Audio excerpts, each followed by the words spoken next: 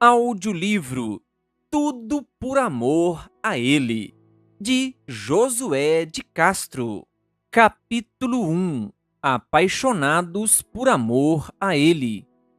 Em 1982, quando iniciei o quarto ano da Faculdade de Teologia, fui à sala do diretor do seminário, o pastor Joel Sarli, e informei que, ao término do curso, planejava ir para os Estados Unidos. Disse-lhe que ele não precisava se preocupar com um chamado, um trabalho ao final do curso, já que minha intenção era estudar e aprimorar meu inglês, além de ter uma experiência no exterior.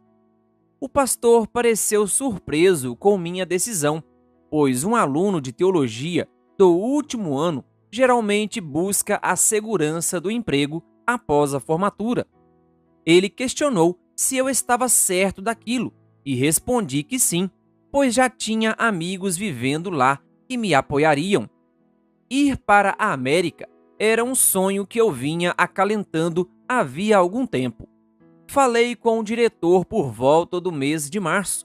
Os dias foram se passando e, quando chegou agosto daquele ano, comecei a ter dúvidas sobre minha decisão. No ano anterior, em setembro, eu havia começado a namorar e, a cada dia que passava, gostava mais da minha namorada. Comecei a refletir sobre meu namoro e a decisão de ir para os Estados Unidos depois de me formar. Pensava que, se mantivesse minha decisão de ir, provavelmente perderia aquela pessoa tão querida. No entanto, a ideia de ter uma experiência na terra dos sonhos ainda era muito forte. Fiquei dividido: ir ou ficar. No final de outubro, finalmente tomei minha decisão. Ficaria para me casar com a Noeli. Não poderia perder a chance de ter uma esposa tão especial como ela. Chegou nossa formatura. Ficamos noivos. Recebi um chamado para trabalhar como capelão da Escola Adventista de Jardim Utinga, em Santo André, e em 28 de junho de 1983 nos casamos. Já se passaram 40 anos desde então e ainda estamos casados. Pergunte se eu arrependi dessa escolha. Minha resposta é não. Se pudesse voltar no tempo, tomaria a mesma decisão. E você, já precisou abrir mão de um sonho para alcançar algo mais importante? Pode ser um desafio arriscado, porém, precisamos avaliar cuidadosamente o que é realmente valioso. Foi o que fiz quando optei por me casar em vez de ir para os Estados Unidos. Essa decisão teve um impacto significativo na minha história. Quero convidar você a refletir sobre duas parábolas de Jesus. O reino dos céus é semelhante a um tesouro escondido no campo, que um homem achou e escondeu. Então, transbordante de alegria, vai, vende tudo o que tem e compra aquele campo. O reino dos céus é também semelhante a um homem que negocia boas pérolas. Quando encontrou uma pérola de grande valor, ele foi, vendeu tudo o que tinha e comprou a pérola. Mateus 13, versículos 44 a 46. No passado, muitas pessoas optavam por esconder suas riquezas, enterrando-as no solo, para evitar que fossem roubadas por ladrões ou saqueadas por povos invasores. Em alguns casos, quando os proprietários faleciam, o segredo do local de esconderijo se perdia e a riqueza ficava esquecida. Eventualmente, outros proprietários ou arrendatários das terras, ao trabalharem com o solo, acabavam encontrando uma fortuna escondida. A parábola contada por Jesus parece seguir um enredo semelhante. Contudo, como podemos entender ou aplicar essas parábolas? Elas podem muito bem ser aplicadas a Jesus. Imagine comigo, Jesus encontra um tesouro perdido, uma pérola de raro valor, e então pergunta: como posso adquirir essa riqueza para mim? A resposta é: você terá que pagar um preço altíssimo. Mas qual é? Pergunta ele. Você terá que abrir mão de sua glória, de sua majestade, do comando dos anjos, da convivência santa, da pureza do céu, do amor pleno e da eterna comunhão com o Pai. Você terá que abrir mão de sua divindade. A Bíblia descreve assim esse fato. Ele tinha a natureza de Deus, mas não tentou ficar igual a Deus. Pelo contrário, ele abriu mão de tudo o que era seu e tomou a natureza de servo, tornando-se assim igual aos seres humanos. E, vivendo a vida comum de um ser humano, ele foi humilde e obedeceu a Deus até a morte de cruz. Filipenses 2, versículos 6 a 8, nova tradução na linguagem de hoje. Jesus pensou por um momento e respondeu: eu pagarei o preço, porque esse tesouro vale a pena. Imagine que tamanha decisão, abrir mão do céu por causa de um tesouro perdido. Então, o que ou quem representa esse tesouro, essa pérola tão valiosa, por quem vale a pena abrir mão de sua divindade? O profeta Malaquias nos ajuda a descobrir quem é esse tesouro. Eles serão para mim particular tesouro, naquele dia que prepararei, diz o Senhor dos Exércitos. Poupá-los-ei como um homem poupa seu filho e o serve. Malaquias 3, versículo 17. Almeida Revista e Atualizada. O profeta está falando de você e de mim.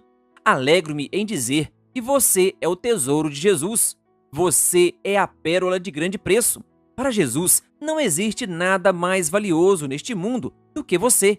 Como disse o pastor Amin Rodor, se fosse colocada em você uma etiqueta de preço, o número seria tão grande que seria impossível de o ler.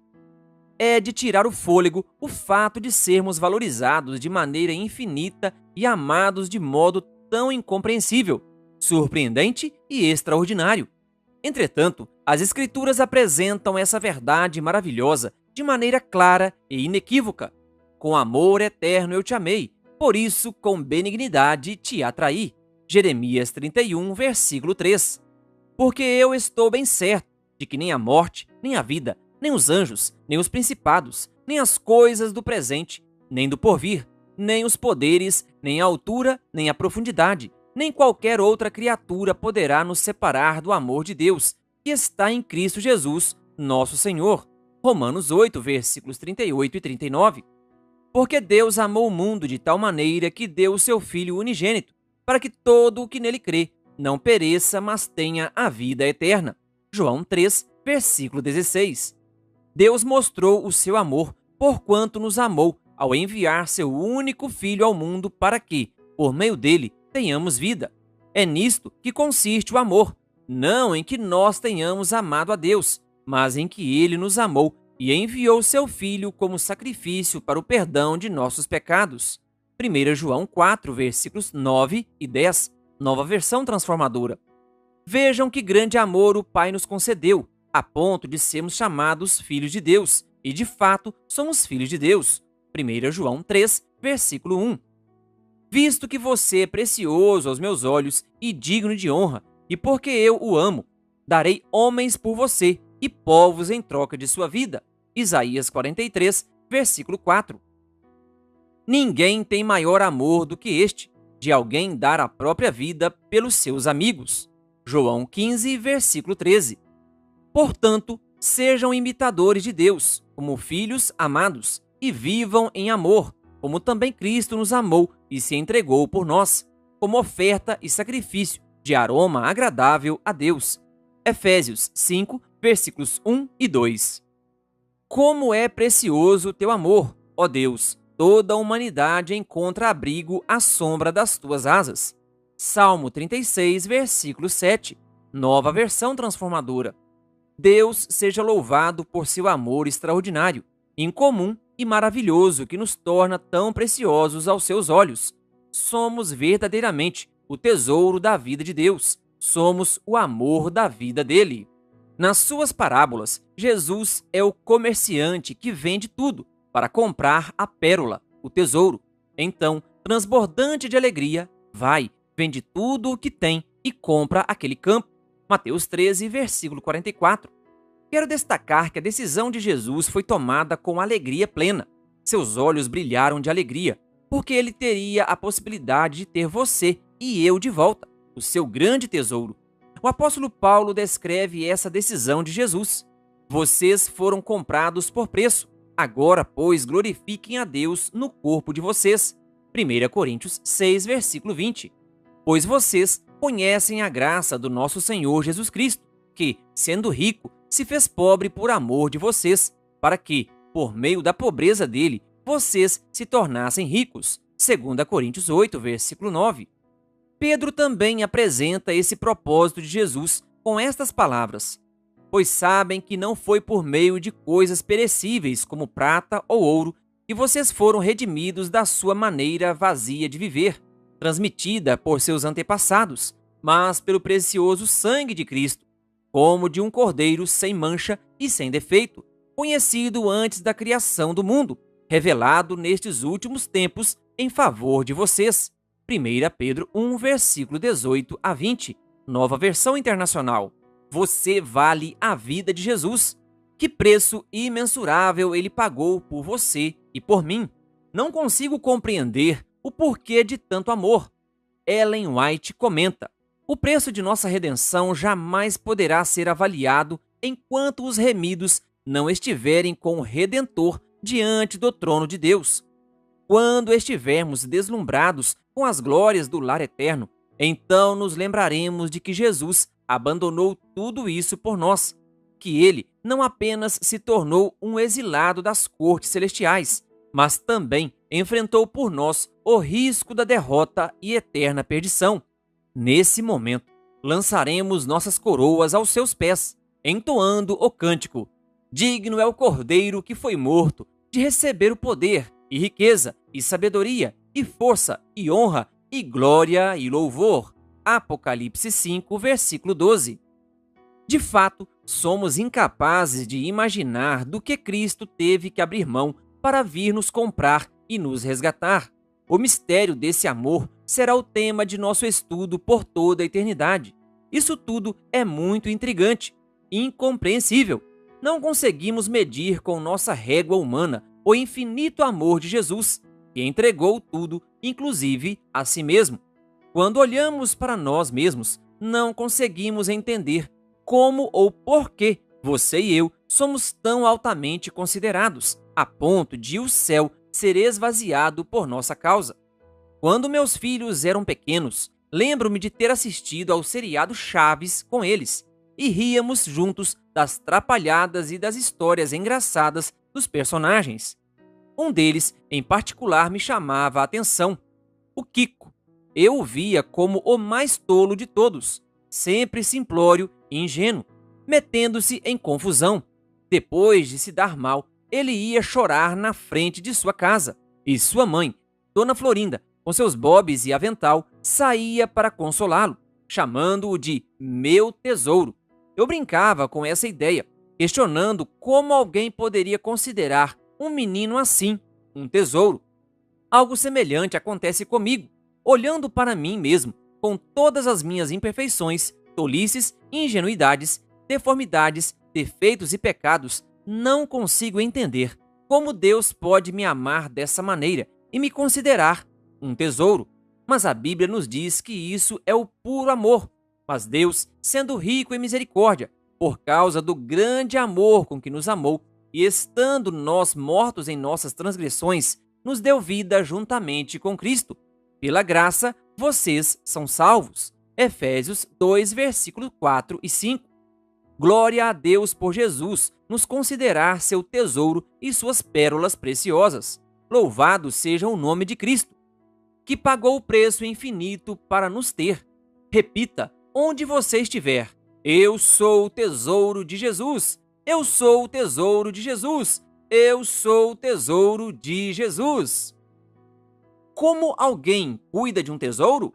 Certamente você já leu ou ouviu sobre muitas histórias de expedições à procura de tesouros escondidos. Depois de tê-los encontrado, as pessoas lutaram com todas as forças para conservar suas riquezas. Assim também é com Deus em relação a você.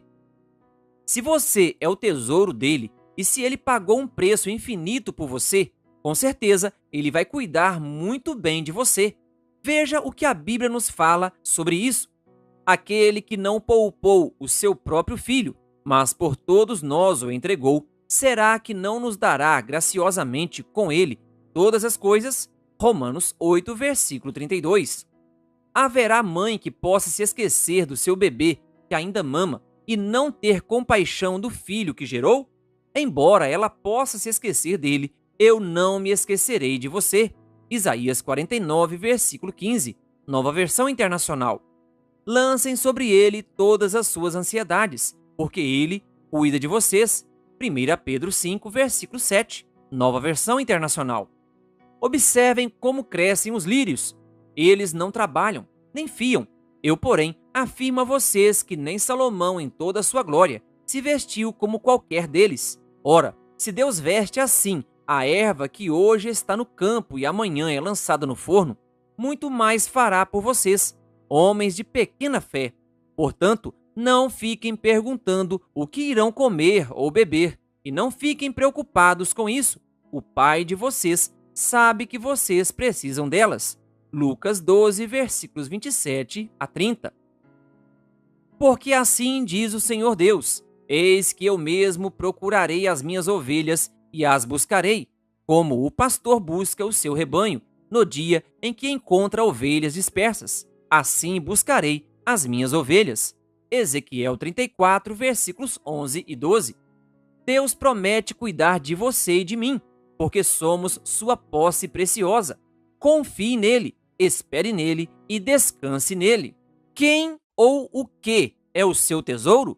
Seria oportuno, diante de tudo o que vimos até aqui, refletirmos sobre a aplicação da parábola e pensarmos: quem ou o que é o meu tesouro? Podemos identificar isso ao observarmos onde concentramos nossas atenções e preocupações, como usamos nosso tempo e dinheiro e onde investimos nossas melhores energias. Quando perguntados sobre o que ou quem é a coisa mais preciosa que temos, muitos já respondem automaticamente que Deus e a família são o maior tesouro delas. Será mesmo? Isso não seria apenas um clichê? Gostaríamos que fosse, mas na verdade não é. Para muitas pessoas, se não para a maioria delas, Deus não é o principal nem o mais importante. A carreira profissional, o trabalho, o jogo, o lazer, o prazer, a casa, o carro e o poder ocupam as primeiras e principais atenções delas. Nós nos iludimos com nossos discursos vazios e distantes da realidade. Jesus afirmou: porque onde estiver o seu tesouro, aí estará também o seu coração. Mateus 6, versículo 21. Portanto, precisamos nos questionar onde está o nosso coração e se estamos valorizando o que realmente importa, pois Deus deve ser o nosso maior tesouro e o centro de nossa vida. Onde realmente está o seu coração? Como poderíamos responder ao amor sem igual de Jesus por nós? Deus espera que nosso amor a Ele seja supremo, intenso, profundo e sem concorrência. Ele deseja ser o primeiro em nossas afeições e escolhas. Jesus respondeu: ame o Senhor, o seu Deus, de todo o seu coração, de toda a sua alma e de todo o seu entendimento. Mateus 22, versículo 37. Quem ama o seu pai ou a sua mãe mais do que a mim, não é digno de mim. Quem ama o seu filho ou a sua filha mais do que a mim, não é digno de mim. E quem não toma a sua cruz e vem após mim, não é digno de mim. Quem acha a sua vida, a perderá, e quem perde a sua vida por minha causa, esse a achará. Mateus 10, versículo 37 a 39. Mas busquem em primeiro lugar o reino de Deus e a sua justiça, e todas estas coisas lhes serão acrescentadas. Mateus 6, versículo 33. Parece um amor ciumento, egoísta, não é mesmo? Somente um olhar mais profundo, somado a um discernimento espiritual, que nos fará entender que apenas o amor supremo a Deus é que nos capacita e nos prepara para desfrutar de todas as outras coisas em plenitude. É o amor a Deus que nos prepara para amar mais profundamente nossa família, amigos e outras pessoas. Precisamos lembrar que, na lógica de Deus, é preciso perder para ganhar. É preciso abrir mão de algo precioso para receber um tesouro ainda maior. Pois quem quiser salvar a sua vida, a perderá. E quem perder a vida por minha causa, esse a achará. Mateus 16, versículo 25. Jesus nos orienta a negarmos a nós mesmos e tomarmos a nossa cruz diariamente para segui-lo. Jesus dizia a todos: se alguém quer vir após mim, negue a si mesmo. Dia a dia, tome a sua cruz e siga-me. Lucas 9, versículo 23. Pedro queria saber o ganho de tanta entrega. Então, Pedro, tomando a palavra, disse: eis que nós deixamos tudo e seguimos o Senhor. Que será, pois, de nós? Jesus lhes respondeu: em verdade lhes digo que, na regeneração, quando o Filho do Homem se assentar no trono da sua glória, vocês que me seguiram também se assentarão em 12 tronos para julgar as 12 tribos de Israel. E todo aquele que tiver deixado casas, irmãos, irmãs, pai, mãe, filhos ou campos, por causa do meu nome, receberá muitas vezes mais e herdará a vida eterna. Mateus 19, versículos 27 a 29. Por fim, Jesus nos lembra que não devemos acumular tesouros na terra, mas no céu. Não acumulem tesouros sobre a terra, onde as traças e a ferrugem corroem, e onde ladrões escavam e roubam. Mas ajuntem tesouros no céu, onde as traças e a ferrugem não corroem, e onde ladrões não escavam nem roubam. Porque onde estiver o seu tesouro, aí estará também o seu coração. Mateus 6, versículos 19 a 21. Por trás do acúmulo de riquezas, além de várias possibilidades como alimentar o ego, a ganância e a ambição, está a ilusão de confiança e segurança que elas podem trazer. As pessoas acreditam que os bens garantirão o futuro, proteção, saúde, conforto e paz. No entanto, essas garantias são como uma sombra que desaparece quando o sol deixa de brilhar. A única segurança verdadeira que temos no presente ou no futuro está em Jesus Cristo, o Senhor do tempo, das circunstâncias e da paz. Por isso, devemos fazer de Jesus o nosso tesouro no céu e na terra. Então, nosso coração acompanhará o nosso tesouro. Alguns personagens bíblicos nos ajudam a decidir onde focar nossa vida. Veja algumas escolhas. Abraão. O Senhor disse a Abraão: saia da sua terra, da sua parentela e da casa do seu pai e vá para a terra que lhe mostrarei. Partiu, pois, Abrão, como o Senhor lhe havia ordenado. Gênesis 12, versículos 1 e 4. Moisés. Pela fé, Moisés, sendo homem feito, recusou ser chamado filho da filha do faraó, preferindo ser maltratado junto com o povo de Deus, a usufruir prazeres transitórios do pecado. Ele entendeu que ser desprezado por causa de Cristo era uma riqueza maior do que os tesouros do Egito, porque contemplava a sua recompensa. Hebreus 11, versículos 24 a 26. Davi. É melhor passar um dia no teu templo do que 1000 dias em qualquer outro lugar. Salmo 84, versículo 10. Nova tradução na linguagem de hoje. É melhor um dia na casa, na presença de Deus, do que 3 anos no melhor resort, spa ou qualquer outro lugar do mundo.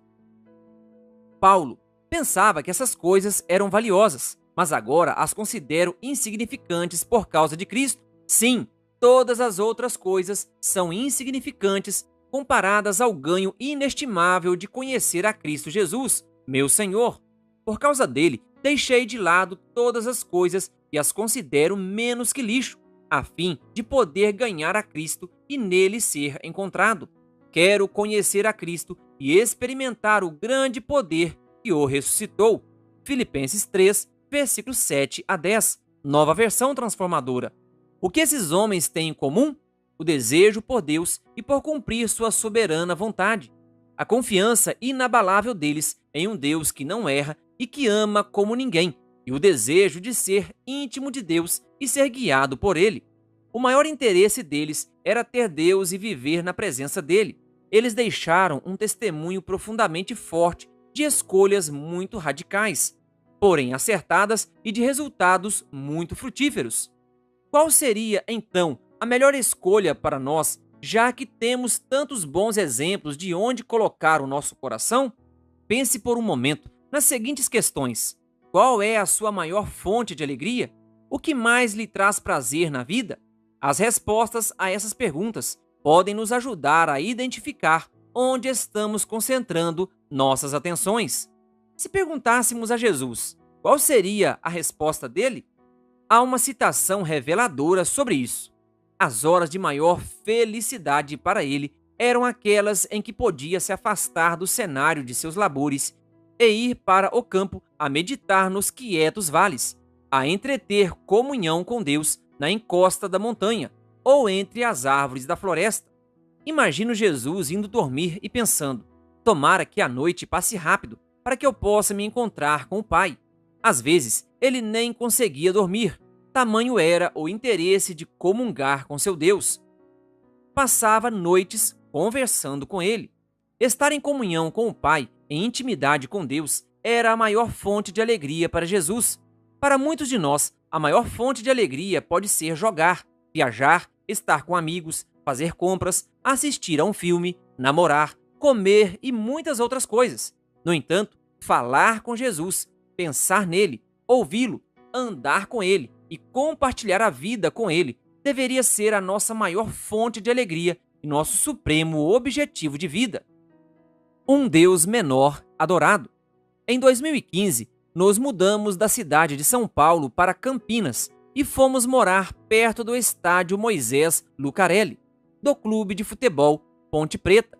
Como nosso apartamento ficava no 13º andar, podíamos ver metade do campo lá de cima. Havia jogos 2 vezes por semana e era comum ver os torcedores chegando 1 hora antes do jogo. Muitos grupos vinham cantando, com bandeiras e tambores, e cada jogo era uma festa. Depois, já dentro do estádio, eles se abraçavam para cantar e dançar. Quando a Ponte Preta marcava um gol, era possível ouvir o grito de alegria de longe. Era fácil saber se o Ponte havia ganhado, pois ao final do jogo as pessoas saíam buzinando os carros, o que durava pelo menos uns 20 minutos. Durante a semana, esses torcedores comentavam o jogo, tentavam convencer outras pessoas a mudarem para o time deles e guardavam dinheiro para ir aos próximos jogos. Era uma verdadeira paixão. Ao observar esse espetáculo, pensei que essa devoção equivalia à adoração de um deus, o deus Futbaal. Confesso que senti inveja da alegria, entusiasmo, fervor, fidelidade e paixão com que essas pessoas cultuavam esse deus. O ardor com que cantavam, as declarações de amor ao time, os sacrifícios para comparecer aos cultos chamavam a atenção. Regularidade, pontualidade e fidelidade eram trinômios que definiam a devoção desses adoradores. Sempre que iam ao templo, o estádio, os devotos levavam seus deuses e ofertas, representados pelos ingressos para os jogos. Eles também faziam evangelismos, tentando converter mais pessoas para a sua religião, ou seja, para torcer pelo time deles. E comentavam o sermão durante a semana, discutindo os detalhes da partida. Muitos defendiam seu Deus com fervor, chegando até mesmo a morrer por sua veneração. É lamentável ver pessoas idolatrando um Deus que não faz nada por elas, não as ajuda, não as ama, não as protege e não oferece esperança para o futuro. E é triste perceber que nós, que afirmamos amar e adorar a Deus, muitas vezes temos tão pouco fervor, tão pouca paixão, pouco envolvimento e pouca vibração em relação a Ele e à sua causa. Será que nosso amor está sendo sufocado por outras coisas? O pastor Tércio Sarli, no capítulo O Grande Negócio da Vida, do livro A Hora Tranquila, disse: a busca do reino de Deus deve ser o grande negócio da vida. Tudo mais deve ficar subordinado a ela. George Miller, 1805 a 1898, nascido na Alemanha, foi evangelista e missionário na Inglaterra. Tornou-se notável por sua fé na providência de Deus e por seu trabalho com crianças desamparadas. Ele administrava um orfanato através da oração. Nunca pediu nenhum recurso a ninguém, a não ser a Deus, em oração. Jamais faltou o necessário para as mais de 10.000 crianças que passaram por lá. Disse que Miller tinha o registro de suas milhares de orações atendidas. Certa vez, Ao compartilhar com ministros e obreiros, por ocasião de seu aniversário de 90 anos, George Miller falou da seguinte forma a respeito de si mesmo: "Eu me lembro da minha entrega absoluta ao Senhor. Fui convertido em novembro de 1825, mas somente 4 anos mais tarde, em julho de 1829, entreguei meu coração ao Senhor de forma absoluta. Somente então abandonei o amor ao dinheiro, à paz, à posição, aos prazeres e aos compromissos mundanos. Deus somente tornou-se a minha porção.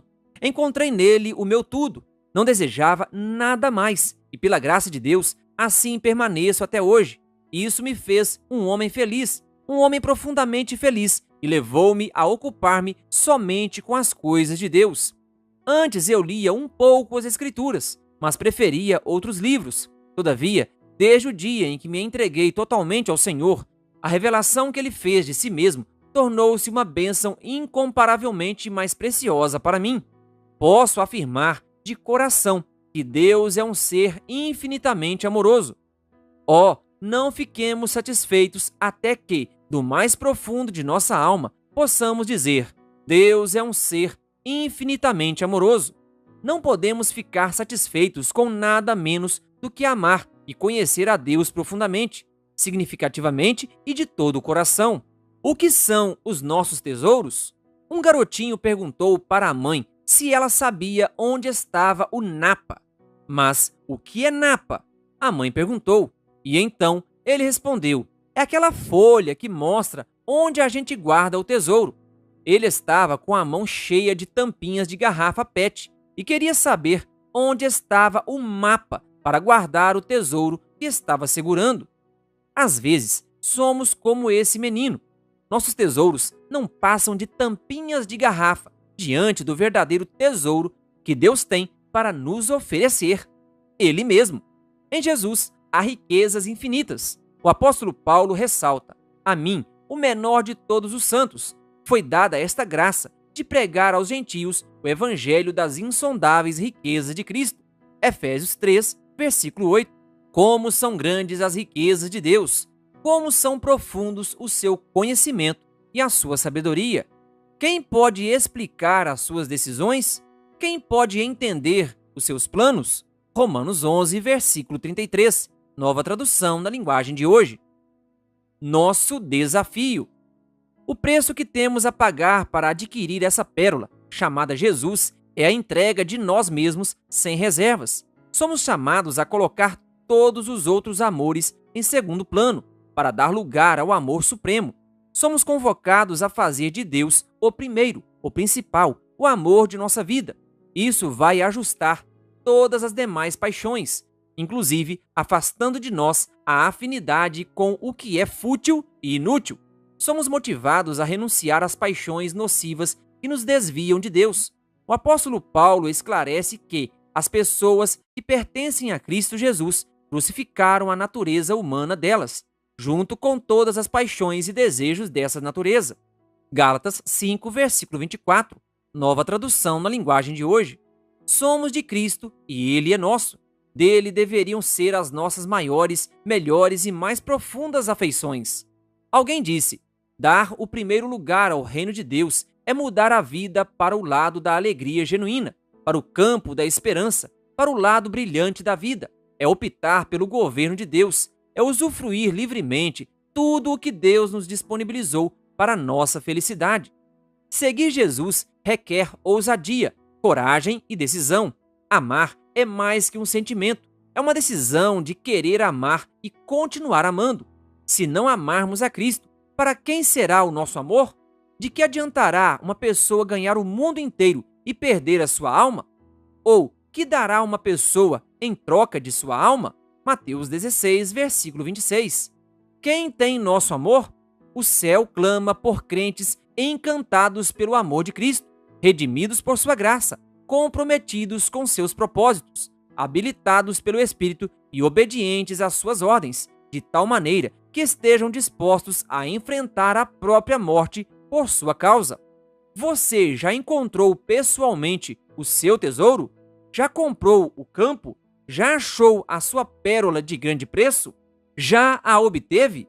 Lembre-se Você é o tesouro de Jesus. Deixe que Ele o alcance. Querido ouvinte, que Deus lhe abençoe. Se inscreva em nosso canal e ative o sininho das notificações. Canal O Bom da Bíblia, compartilhando a Palavra de Deus.